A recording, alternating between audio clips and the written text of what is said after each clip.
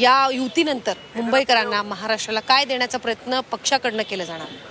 मुळात एक लक्षात घ्या की मराठी माणसांची जी हेटाळणी होते किंवा मराठी माणसांच्या बाबतीत जो काही सत्ताधारी पक्षांचा जो कोण दृष्टिकोन आहे तो एकंदर मराठी माणसांना कुठेतरी कमी लेखण्याचा जो प्रयत्न चालू आहे, हे सगळं पाहता दोन्ही बंधू एकत्र येत आहेत, मराठी माणसासाठी एकत्र येत आहेत, मराठी भाषेसाठी, संस्कृतीसाठी एकत्र येत आहेत आणि ही महाराष्ट्रातील मराठी जनतेसाठी सुखावणारी गोष्ट आहे.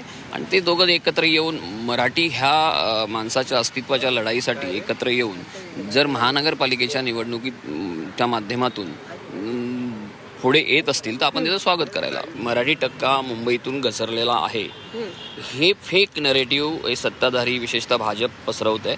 असं नाही आहे. अजूनही 42% मराठी मुंबईत आहेत.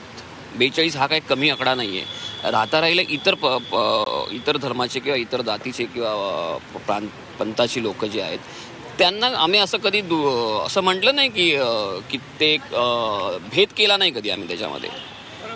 मुंबईत मराठी माणसांचाच मात चालणार, इतरांचा चालणार नाही. इथे राहायचं असेल तुम्हाला तर इथे काम करायचं असेल तर तुम्ही मराठी म्हणून, महाराष्ट्रीयन म्हणून राहिलं पाहिजे, एवढीच आमची भूमिका आहे. सदस्यत्व स्वीकारलेले अनेक लोक आहेत, अगदी मुस्लिम बांधव देखील आहेत आणि त्यासाठी येणाऱ्या जाहीरनाम्यामध्ये तुम्हाला आमची स्ट्रॅटेजी दिसेल. व्हिडिओ जर्नलिस्ट ओमप्रकाशसह सीमा आढे, झी 24 तास, मुंबई.